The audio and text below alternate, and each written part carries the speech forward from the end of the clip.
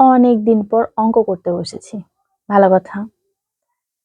এখন আপনাদেরকে দেখাই যে শুধু যে ওখানে আছে তা না, আমার মাথাতেও আছে সেটা। দেখাচ্ছি দাঁড়ান।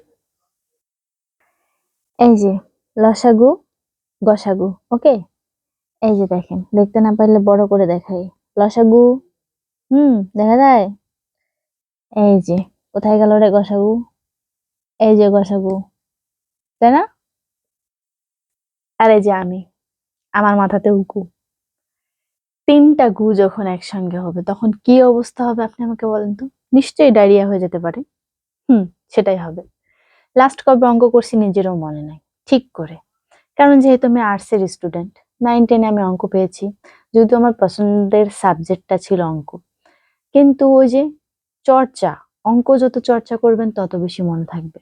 অঙ্ক চর্চা করবেন না মানে আপনি সব ভুলে গেছেন। সত্যি কথা তাই।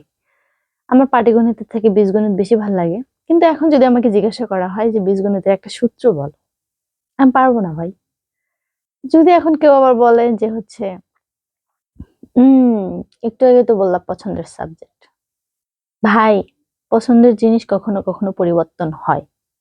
হুম তো যাই হোক, এসব আমাকে প্রচন্ড বাস দিচ্ছে।